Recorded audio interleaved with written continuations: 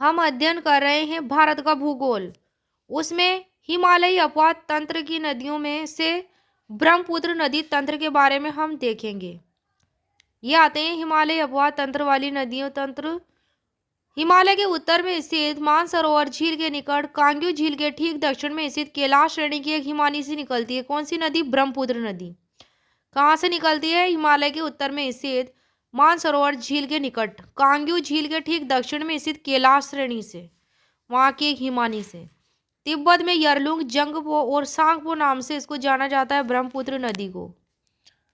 ब्रह्मपुत्र नदी को तिब्बत में क्या कहा जाता है? यरलुंग जंगपो और सांगपो के नाम से जाना जाता है। यह नामचा बरवा के निकट हिमालय को काटती हुई गहरे गाज का निर्माण करती है। किसके निकट? नामचा बरवा के निकट। किसको काटती है? हिमालय को, और गहरे गाज का निर्माण करती है ब्रह्मपुत्र नदी। यह सियांग और फिर दिहांग के नाम से भारत में प्रवेश करती है। भारत में कहाँ से इंटर करती है? सियांग और फिर दिहांग के नाम से। कुछ दूर तक दक्षिण पश्चिम दिशा में बहने के बाद ब्रह्मपुत्र नदी कुछ दूर तक दक्षिण पश्चिम दिशा में बहने के बाद इसकी दो प्रमुख शाख नदियां आती है। फिर दिवांग और लोहित नदी इसके बाएं किनारे पर आकर मिलती है। कौन से किनारे पर? बाएं किनारे पर। कौन सी नदियां? दिवांग और लोहित नदियां। किसकी शाख नदियां हैं ये? ब्रह्मपुत्र नदी की, और बाएं किनारे पे आकर मिलती है ब्रह्मपुत्र नदी की। इसके बाद इस नदी को ब्रह्मपुत्र के नाम से जाना जाता है। जब दिवांग और लोहित नदियां इसके बाएं किनारे पर आकर मिलती है ब्रह्मपुत्र से, तभी इस नदी को ब्रह्मपुत्र के नाम से जाना जाता है। इसकी अन्य प्रमुख शाख नदियां हैं ब्रह्मपुत्र की जो इसके बाएं तट पर मिलती है। उनका नाम है बूढ़ी दिहांग, धनसिरी और कालांग। और इस नदी के दाईं तट पर मिलने वाली प्रमुख शाख नदियां, दाहिने तट पर ब्रह्मपुत्र के कौन सी नदियां मिलती है? सुबनसिरी, कामेंग, मानस और संकोच नदियां।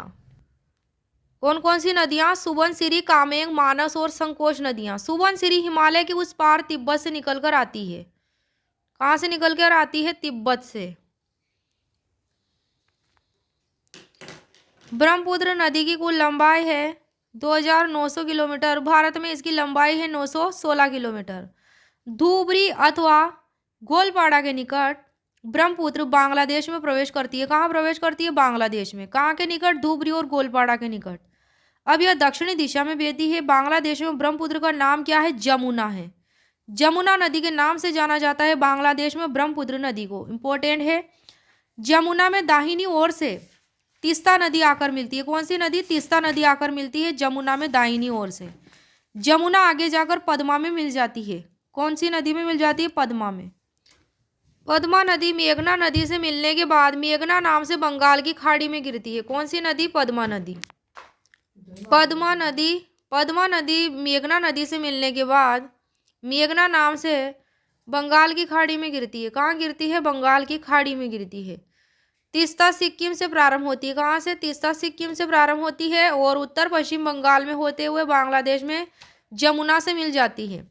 ब्रह्मपुत्र नदी की धारा के साथ मध्य विश्व का सबसे बड़ा नदी द्वीप है जिसका नाम है माजुली द्वीप। वर्तमान में नदी कटाव के कारण इस द्वीप का अस्तित्व खतरे में है। कौन से द्वीप का?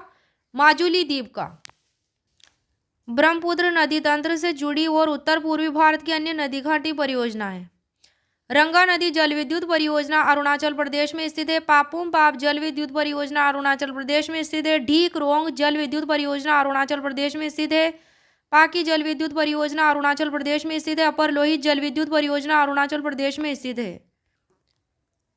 कामेंग जल विद्युत परियोजना ये भी अरुणाचल प्रदेश में स्थित है।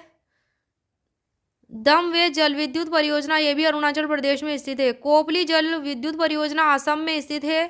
दोयांग जल विद्युत परियोजना नागालैंड में स्थित है। लोकटक जल विद्युत परियोजना मणिपुर में स्थित है। तिपाईमुख जल विद्युत परियोजना मणिपुर में स्थित है।